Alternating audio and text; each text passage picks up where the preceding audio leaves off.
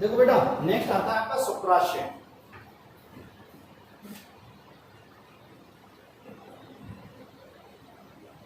उसे बोलते हैं सेमिनल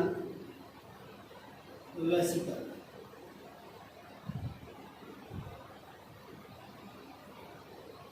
सेमिनल वेसिकल। देखो बेटा इसकी उत्पत्ति जो होती है वो किससे होती है? वुल्फियन नलिका से।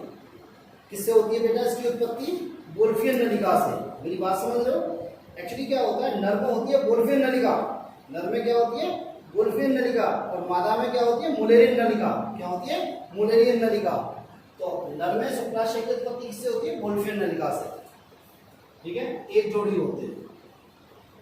कहाँ होते हैं? मूत्राशय और मलाशय के अंदर। मूत्राशय एवं मलाशय के मध्य। उत्पत्ति वुल्फियन नलिका से।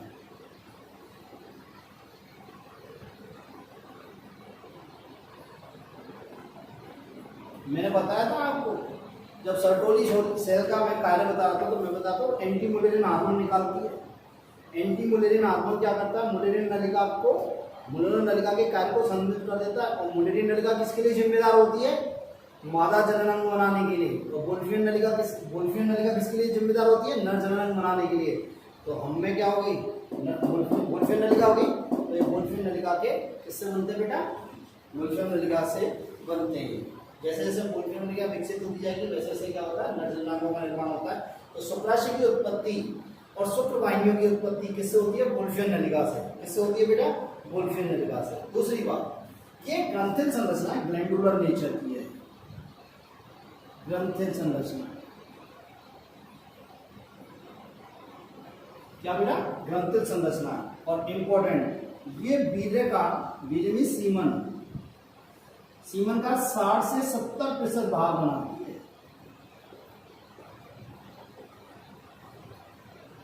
इसका स्राव क्या करता है? वीर्य का 60 से 70% भाग बनाता है। मेरी बात समझ रहे हैं? वीर्य का 60 से 70% भाग बनाता है। अब देखो बेटा ये शुक्राशय की,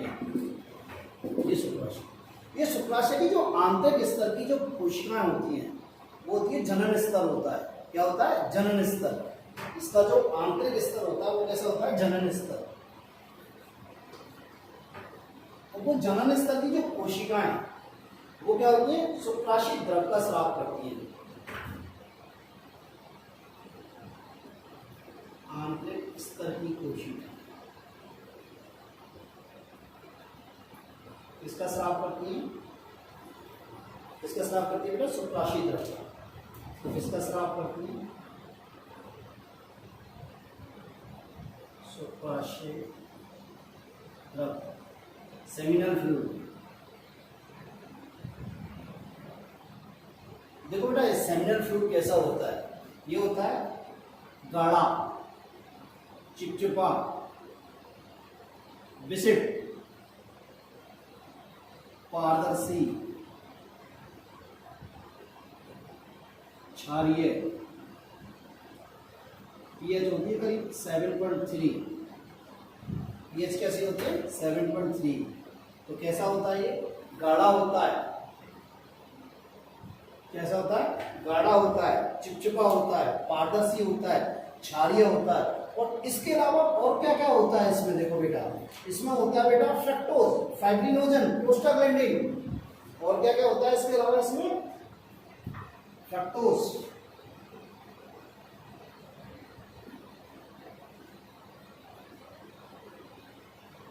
फाइब्रिनोजन,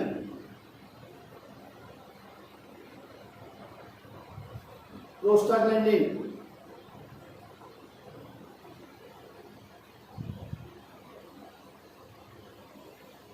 क्या बेटा?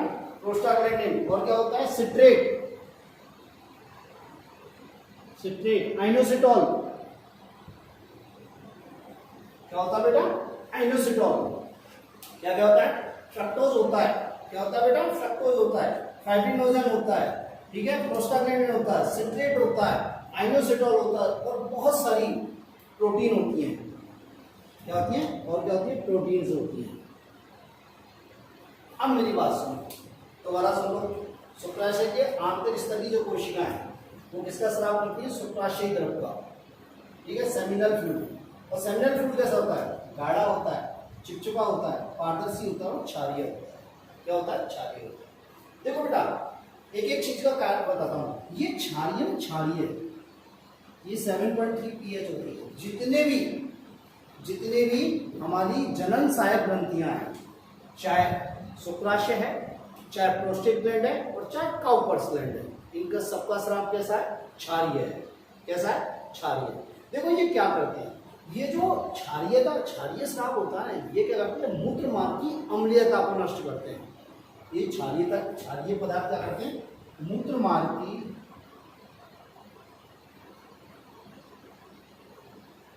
अम्लीयता को नष्ट करते हैं।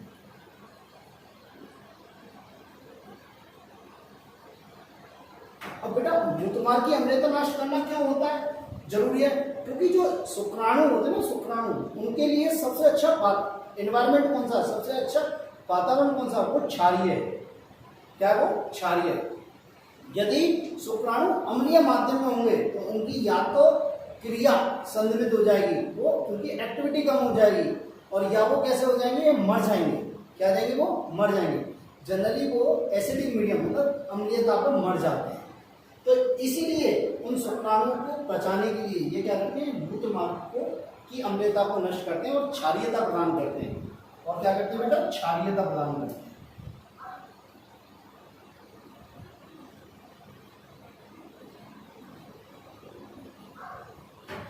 क्या करते हैं बेटा? क्षारीयता प्रदान करते हैं। तो मेरी बात समझ में आई कि जितने भी ये फ्लूइड निकलते हैं, चाहे वो शुक्राशय द्रव निकल, चाहे वो प्रोस्टेट ग्रंथि का द्रव निकल, चाहे वो काउपर्स ग्लैंड का द्रव निकल, वो कैसे होते हैं? क्षारीय। और ये क्षारीय क्या करते हैं? मूत्र मार्ग की अम्लीयता को नष्ट करते हैं और उसको क्षारीयता प्रदान करते हैं। क्यों? क्योंकि शुक्राणु होते हैं वो किस में जीवित रहते हैं? क्षारीय माध्यम में। यदि उन्हें अम्लीय माध्यम में रखा जाता है तो वो मर जाते हैं या उनकी क्रिया संदमित हो जाती है। Next, fructose. नेक्स्ट आता है बेटा फ्रक्टोज। देखो बेटा, यदि शुक्राशय द्रव में कोई चीज सर्वाधिक होती है, यदि शुक्राशय द्रव में कोई चीज सर्वाधिक होती है तो वो होता है फ्रक्टोज। क्या होता है बेटा? फ्रक्टोज। यदि कोई चीज शुक्राशय द्रव में यदि सर्वाधिक होती है तो वो क्या होती है? फ्रक्टोज, सर्वाधिक मात्रा होती है।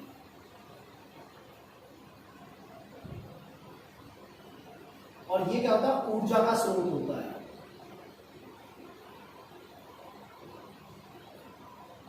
शुक्राणु की क्या होता है? ऊर्जा का स्रोत होता है। ये ईंधन का काम करता है। किसका काम करता है बेटा? ईंधन का काम करता है।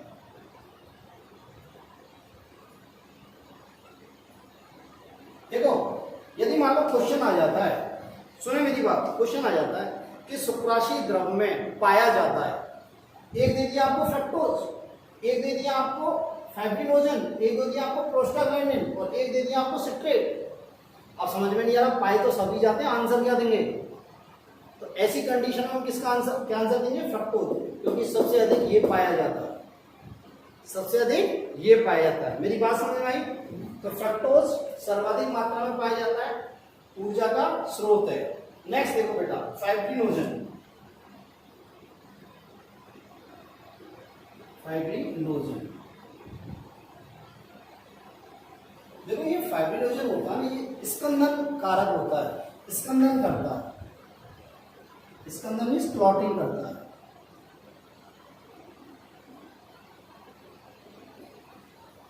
क्या करता है बेटा? ये क्लॉटिंग करता है। अब ये क्लॉटिंग क्यों करता है? ये क्या करता है? बीरे को गाढ़ा करता है। ये क्या करता है? बीरे को गाढ़ा करता है। ठीक है, उसको गाढ़ा कर देता है। और जब गाढ़ा कर देता है तो क्या होती है? जो शुक्राणु होता है उसकी क्रिया क्या हो जाती है? संदमित हो जाती है। मतलब उसकी गति क्या हो जाती है? संदमित हो जाती है, जिससे क्या होता है? ऊर्जा का संरक्षण होता है। एक तो ऊर्जा का संरक्षण किससे हो गया? डीकैपेसिटेशन से। और एक क्या होता है? ये फाइब्रिनोजन होते हैं, ये स्कंदन कारक, ये भी करते हैं, बीरे को गाढ़ा करते हैं, जिससे शुक्राणु की गति संदमित होती है और ऊर्जा का संरक्षण होता है।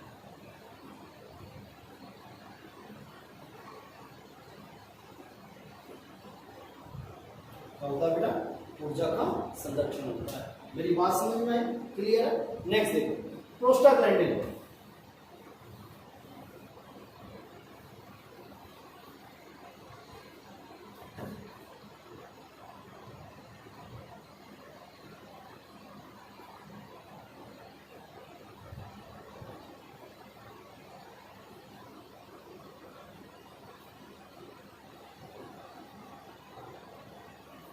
देखो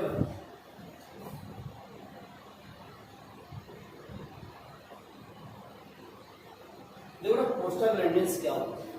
देखो ये शुक्राशय द्रव्य पाए जाते हैं प्रोस्टाग्लैंडिन। इनका काम क्या होता है? इनका नर के अंदर कोई काम नहीं है, नर के अंदर कोई काम नहीं है। ये क्या करते हैं, जैसे ही ये वीर्य मादा की जनन वाहिनी में छोड़ा जाता है, जैसे ये वीर्य मादा की जनन वाहिनी में छोड़ा जाता है तो ये क्या करता है, जनन वाहिनी में क्रमाकुंचन करता है। जनन वाहिनी में क्या करता है, क्रमाकुंचन करता है, बहुत तेज क्रमाकुंचन करता है, जिससे क्या होता है शुक्राणु ऊपर चढ़ते हैं। शुक्राणु कहाँ चढ़ते हैं? ऊपर चढ़ते हैं। मेरी बात समझ में आई? कहाँ तक जाते हैं? शुक्राणु वेजाइना से कहाँ तक जाएंगे? अंडवाहिनी तक जाएंगे। योनि से कहाँ जाएंगे? अंडवाहिनी तक। वो कैसे चढ़ेंगे? इस प्रोस्टाग्लैंडिन के संकोचन के कारण। इसके कारण बेटा प्रोस्टाग्लैंडिन के संकोचन के कारण। तो ये क्या करता है, मादा जनन वाहिनी में क्या करता है, संकुचन करता है, संकुचन करता है। जनन वाहिनी में मतलब गर्भाशय में संकुचन करता है, संकुचन करता है, जनन वाहिनी में संकुचन करता है, जिससे शुक्राणु ऊपर चढ़ते हैं अंडवाहिनी की ओर।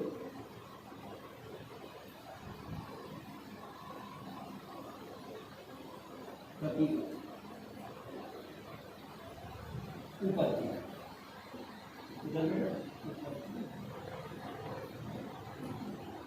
मेरी बात समझ में आई? देखो प्रोस्टाग्लैंडिन बहुत ताकतवर चीज है।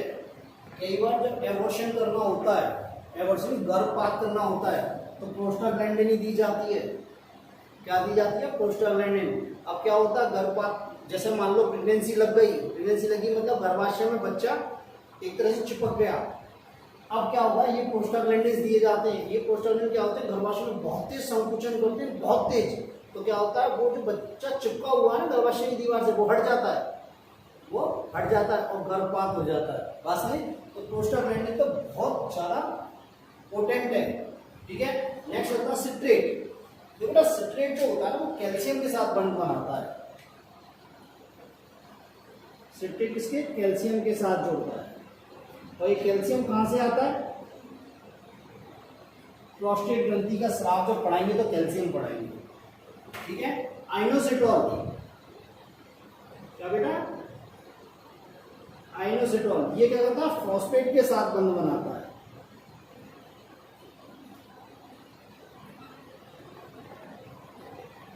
क्या होता है, फॉस्फेट के साथ बंध बनाता है।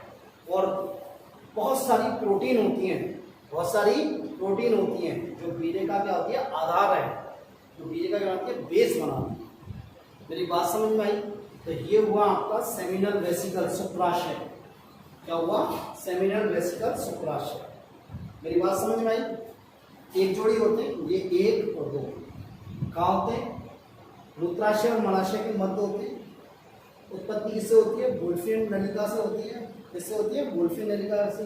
इनकी आंतरिक सतह जो होती है वो क्या करती है, शुक्राशय द्रव का स्राव करती है, जो कैसा होता है, लसलसा, गाढ़ा, चिपचिपा, पारदर्शी और क्षारीय। ठीक है, इसके अलावा उसमें क्या क्या होते हैं, फ्रक्टोज होता है, फाइब्रिनोलाइसिन होता है, फाइब्रिनोजन होता है, प्रोस्टाग्लैंडिन होता है, सिट्रेट होता है, आइनोसिटोल होता है, प्रोटीन होती है। ठीक है, क्षारीय माध्यम क्या करता है, जितनी भी जनन सहायक ग्रंथियां हैं वो क्षारीय पदार्थों का स्राव होती है। क्षारीय माध्यम क्या करता है, मूत्र मार्ग की अम्लता को नष्ट करके उसे क्षारीयता प्रदान करता है और स्पर्म को क्या करता है, प्रोटेक्ट करता है, उसको सुरक्षा प्रदान करता है। फ्रक्टोज सर्वाधिक होता है और ये क्या, ईंधन का काम करता है। किसका काम होता है? ईंधन का काम करता है।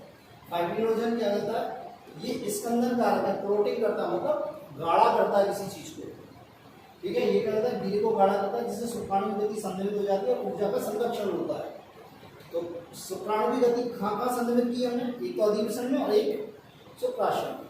ठीक है, प्रोस्टाग्लैंडिन ये क्या करती है, सहवास के बाद मादा की जनन वाहिनी में क्या करते हैं, संकुचन करते हैं, जिससे क्या होता है शुक्राणु ऊपर की ओर अंड वाहिनी की ओर चढ़ते हैं।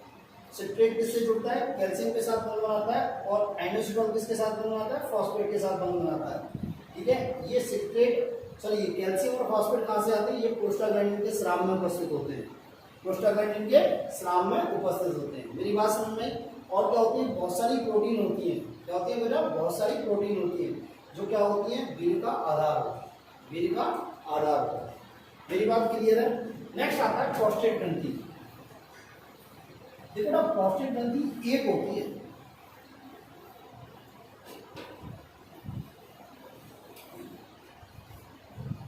क्या बेटा, प्रोस्टेट ग्रंथि एक होती है।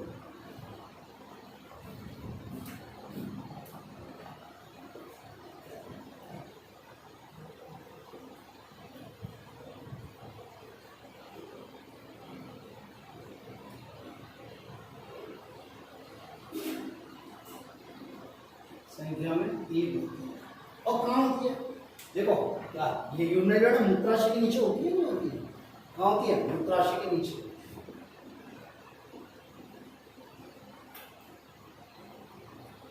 दूसरी बात, ये 5 पिंडों की बनी होती है बेटा।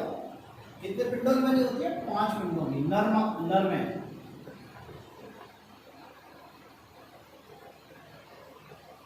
मतलब मनुष्य नर में कितने पिंडों की बनी होती है बेटा, ये 5 पिंडों की बनी होती है। दोबारा सुनो, प्रोस्टेट ग्रंथि क्या होती है, एक होती है। क्या होती है बेटा, एक होती है।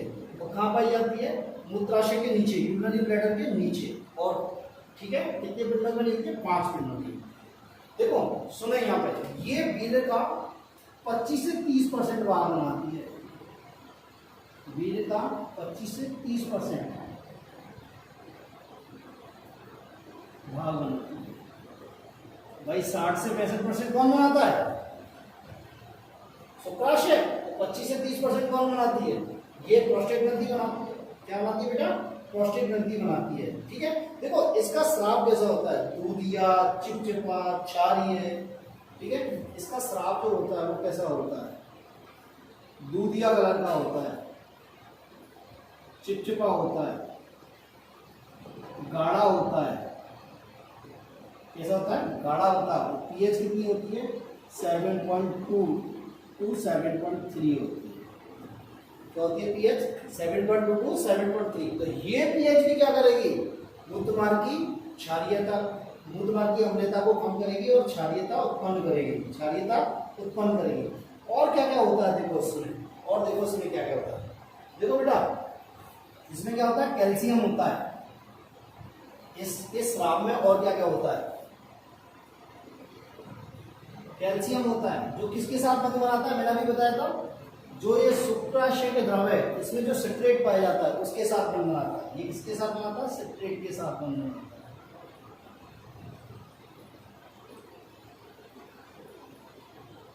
नेक्स्ट फॉस्फेट होता है, जो किसके, आइनोसिटोल के साथ बंध बनाता है।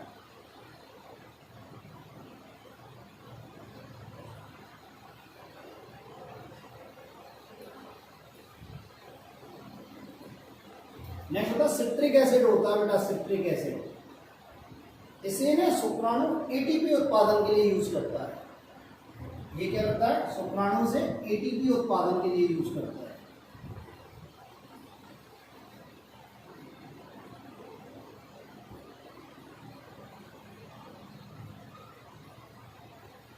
मेरी बात समझ में आई? क्या होता है, कैल्शियम होता है जो सिट्रेट के साथ बंध बनाता है, फॉस्फेट होता है जो आइनोसिटोल के साथ बंध बनाता है, सिट्रिक एसिड होता है जो क्या करता है, शुक्राणु एटीपी उत्पादन के काम में लेता है। ठीक है, बहुत सारे स्कंदनकारी एंजाइम होते हैं, बहुत सारे क्या करते हैं, स्कंदनकारी एंजाइम।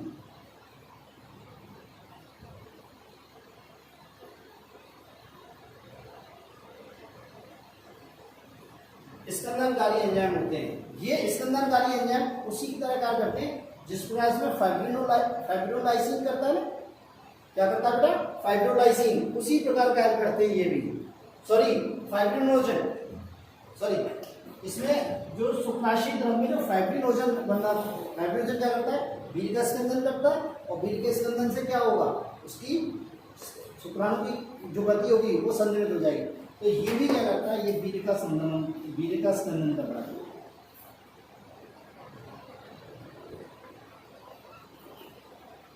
फाइब्रिनोजन की तरह है।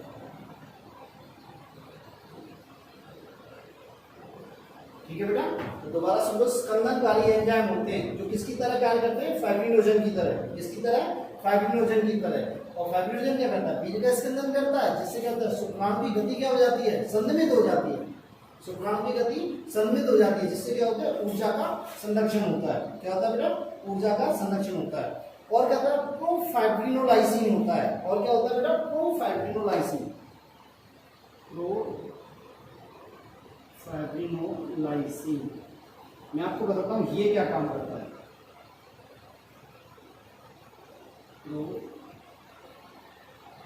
फाइब्रिनोलाइसिन,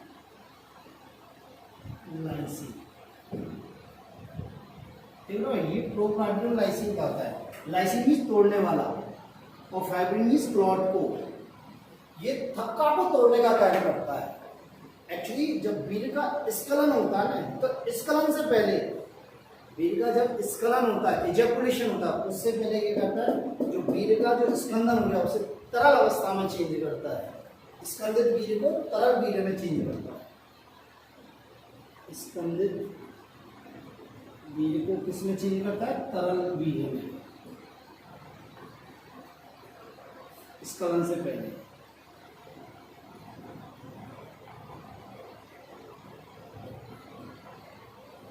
प्रोफाइब्रिनोलाइसिन, प्रोफाइब्रिनोलाइसिन क्या है, फाइब्रिनो मीन्स स्कंदन मतलब क्लॉट, और लाइसिन मीन्स तोड़ने वाला, जो क्लॉट को या स्कंदन को तोड़ रहा है। तो ये क्या कर रहा है, ये स्कंदित वीर्य को किसमें कन्वर्ट कर रहा है, तरल वीर्य में। किसमें कन्वर्ट कर रहा है बेटा, तरल वीर्य में। किससे पहले, स्खलन से पहले। किससे बेटा, स्खलन से पहले कन्वर्ट कर रहा है। ठीक है, और क्या होता है, प्लाज्मीन होता है। ये क्या होता है, प्लाज्मीन।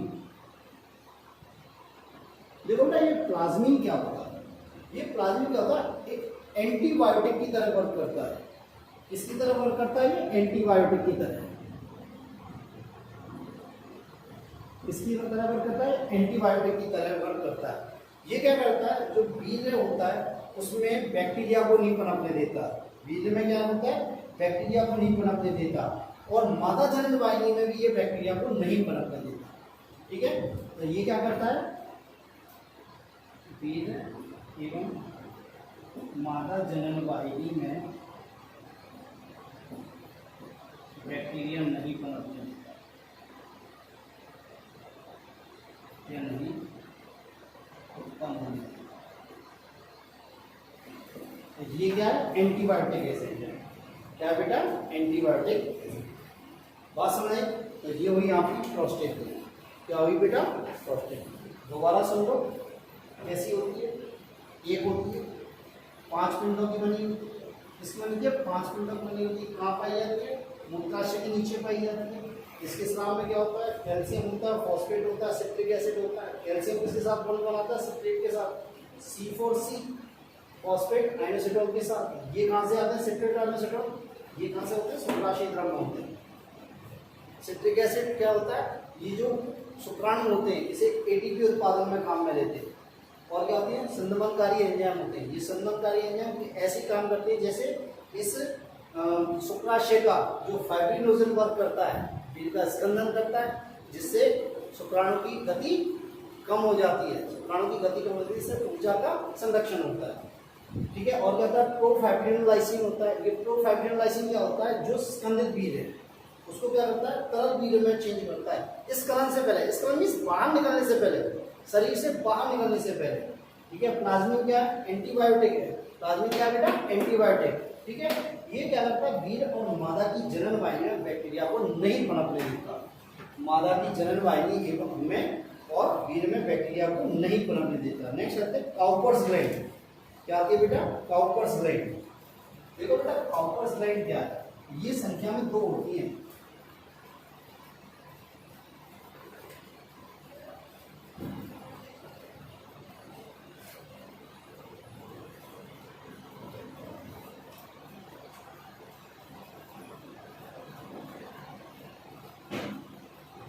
ये जो 2 दिखा रखी है मैंने, ये काउपर्स ग्लैंड। क्या बेटा, कॉपर्स ग्लैंड। उनको बल्बोयूरेथ्रल ग्रंथि भी कहते हैं। क्या बोलते हैं, बल्बोयूरेथ्रल ग्रंथि भी कहते हैं। संख्या में कितनी होती है, 2 होती है, मतलब एक जोड़ी। और ये क्या होती है, मूत्र मार्ग के पार्श्व में बनती है। ये किसमें बनती है, मूत्र मार्ग के पार्श्व में होती है।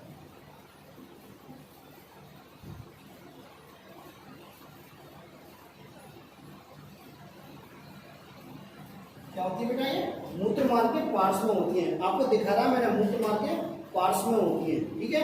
अब देखो ये प्रेजेंट क्या होती है मूत्र मार्ग में, ये प्रेजेंट मूत्र मार्ग में क्या होती है, मेम्ब्रेन जो झिल्ली में मूत्र मार्ग है उसमें तो उपस्थित होती है, पर एक खुलती कहाँ है, पेनाइल यूरेथ्रा में, सिसिल मूत्र मार्ग में। ये उपस्थित कहाँ होती है, उपस्थित होती है झिल्ली में मूत्र में। और खुलती कहाँ है, ओपन कहाँ होती है, सिसिल मूत्र मार्ग में। एक्चुअली होता क्या बेटा, मूत्र मार्ग जो होता है ना, उसके 3 भाग होते हैं। ये मूत्र मार्ग है, यहाँ से यहाँ 3 भाग होते हैं। एक होता है प्रोस्टेट यूरेथ्रा, एक होता है मेम्ब्रेन यूरेथ्रा, और एक होता है पेनाइल यूरेथ्रा। बात समझ में आई, प्रोस्टेट मूत्र मार्ग, झिल्ली में मूत्र मार्ग और सिसिल मूत्र मार्ग, ठीक है। तो देखो ये कॉपर्स ग्लैंड के देखें एक जोड़ी है, क्या बेटा, एक जोड़ी है, ठीक है। कहाँ रहती है, मूत्र मार्ग के पार्श्व में स्थित रहती है। ये मूत्र मार्ग है, इसके पार्श्व में स्थित होती है। मूत्र मार्ग में कहाँ पर होती है, झिल्ली में मूत्र मार्ग में। और इनकी नलिका कहाँ बोलती है, वो क्या होती है, सिसिल मूत्र मार्ग में बोलती है। इसमें बोलती है बेटा, सिसिल मूत्र मार्ग में बोलती है। देखो इनका स्राव कैसा होता है, पारदर्शी, लसलसा, चिपचिपा। इनका जो स्राव होता है कैसा होता है, पारदर्शी, लसलसा, चिपचिपा एवं क्षारीय होता है। और इसकी पीएच कितनी होती है, 7.2। कितनी होती है बेटा, 7.2। कैसा होता है, पारदर्शी होता है, लसलसा होता है, चिपचिपा, चिपका नहीं चिपा, चिपचिपा होता है, क्षारीय होता है। इसकी पीएच कितनी होती है, 7.2। और इसकी पीएच मतलब ये भी क्या करता है, मूत्र मार्ग की अम्लीयता को नष्ट करता है, मूत्र मार्ग की अम्लीयता को नष्ट करता है। और क्या करता है, स्नेह का कार्य करता है। इसका कार्य करता है, स्नेह का कार्य करता है। ये क्या करता है, अम्लीयता को नष्ट करता है। और मैथुन के समय, मैथुनी सेक्स के समय क्या होता है, लुब्रिकेंट, स्नेह का कार्य करता है।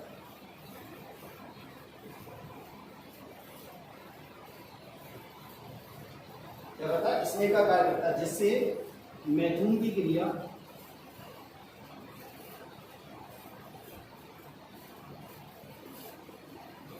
सुगमता से होती है।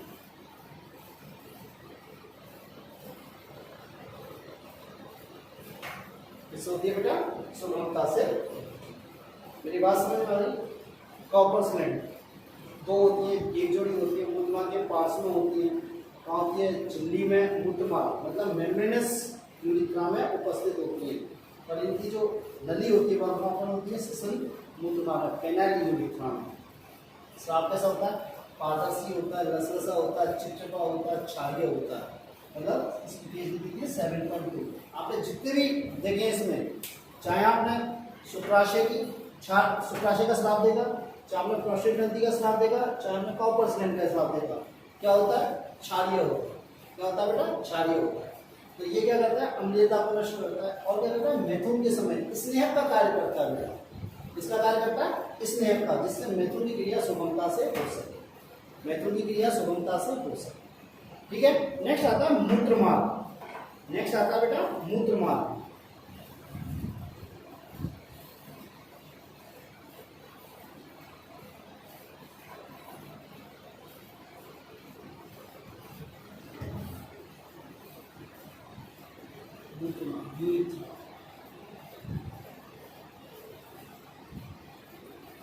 बेटा यूरेथ्रा, मूत्र मार्ग। मैं पानी पी लेता हूँ। देखो बेटा मेरी बात सुनिए, देखो ये स्क्लम नलिका और मूत्राशय की नलिका या मूत्राशय की नलिका, स्क्लम नलिका और मूत्राशय की नलिका, यहाँ से निकलने के बाद किसमें खुलती है? मूत्र मार्ग। किसमें खुलती है? मूत्र मार्ग। तो स्खलन की नलिका प्लस मूत्राशय की नलिका किसमें ओपन होती है? दोनों मूत्र मार्ग। ठीक है, देखो ना, ये मूत्र मार्ग जो होता है ना, ये मूत्र मार्ग करीब नर में 20 सेंटीमीटर का होता है, और मादा में होता है ना, ये मादा में ये 5 से 8 सेंटीमीटर का होता है। मेरी बात समझे? यहाँ नर में क्या होता है? 20 सेंटीमीटर का, और मादा में कैसे होता है? 5 से 8 सेंटीमीटर का। ये मादा में छोटा होता है, इसलिए मादा में क्या होता है? यूटीआई अधिक होता है। यूटीआई मीन्स क्या होता है? Urinary tract infection.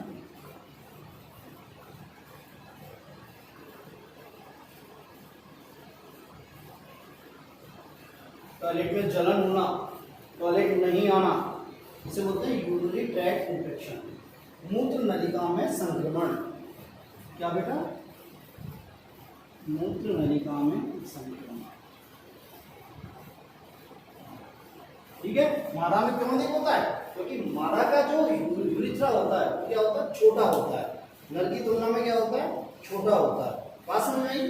दूसरी बात, नर में ये मूत्र मार्ग, ये क्या होता है? नर में मूत्र मार्ग नीचे जाके पेनिस में खुलता है, पेनिस के बिल्कुल एंड पर खुलता है, और जब ये खुलता है तो उस छिद्र को क्या बोलते हैं? मूत्र जनन मार्ग। क्या कहते हैं? मूत्र जनन मार्ग। तो ये मूत्र मार्ग शरीर से बाहर, नर की बात कर रहा हूं, नर में मूत्र मार्ग शरीर से बाहर किसके रूप में बोलता है? मूत्र जनन मार्ग के रूप में, मूत्र जनन मार्ग के रूप में खुलता है। इसका मतलब क्या हुआ बेटा?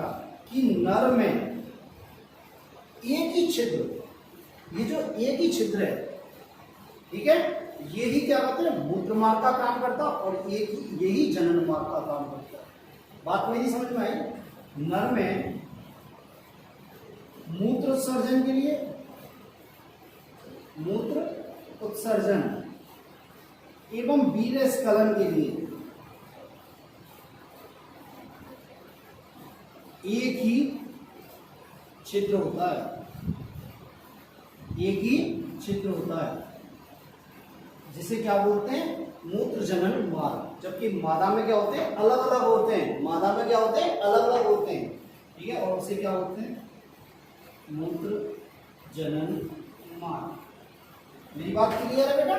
क्या बोलते हैं? मूत्र जनन मार्ग। देखो, ये मूत्र मार्ग 3 भागों में बटा हुआ है। या इस प्रोस्टेट ग्रंथि के जो बीच में है उसे बोलते हैं प्रोस्टेट मूत्र मार्ग। क्या बोलते हैं? प्रोस्टेट मूत्र मार्ग। यहाँ पे जो है उसे बोलते हैं झिल्लीय मूत्र मार्ग। क्या बोलते हैं? झिल्लीय मूत्र मार्ग। और जो ये सिसिन के अंदर है उसे क्या बोलते हैं? सिसिन मूत्र मार्ग। क्या बोलते हैं बेटा? सिसिन मूत्र मार्ग। ठीक है, तो इसके 3 भाग होते हैं, प्रोस्टेट यूरिथ्रा, मेम्ब्रेनस यूरिथ्रा और पेनाइल यूरिथ्रा। मेरी बात समझ में आई? क्या? प्रोस्टेट यूरिथ्रा, मेम्ब्रेनस यूरिथ्रा और पेनाइल यूरिथ्रा। ठीक है, नेक्स्ट आता है लास्ट में वीर्य सीमन।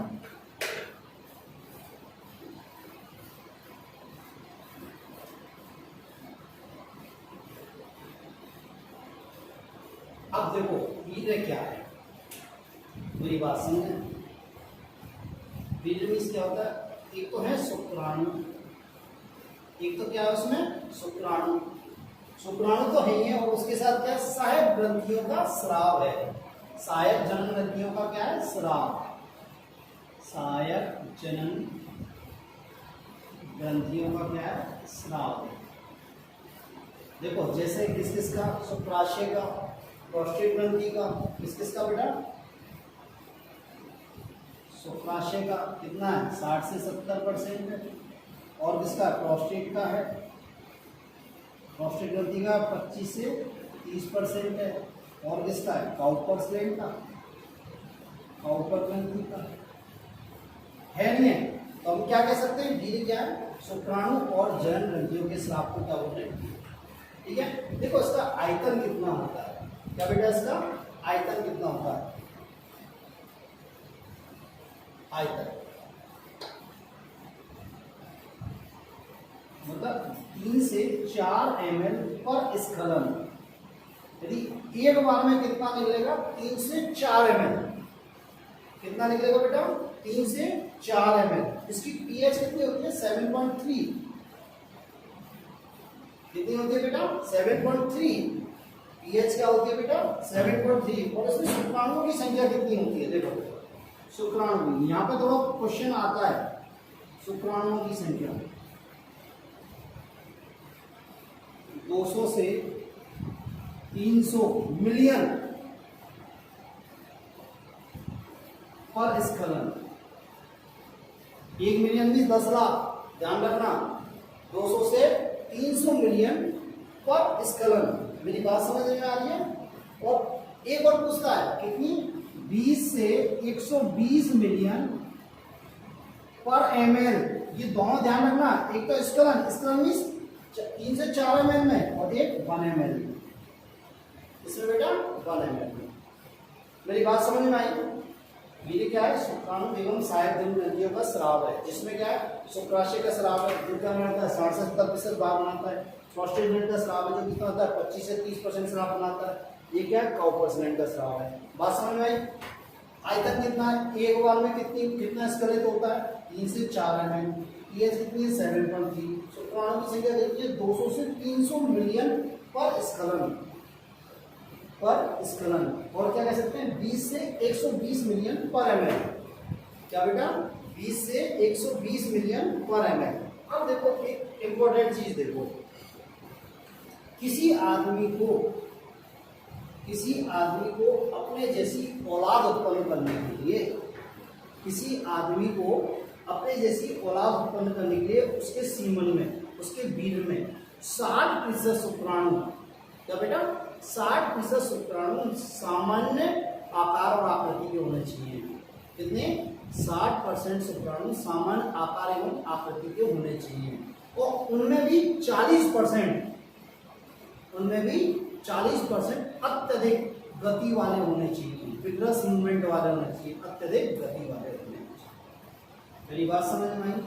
तो यहाँ आपका नर जनन तंत्र खत्म हो। बात समझ में। आज के लिए इतना ही बेटा, थैंक यू।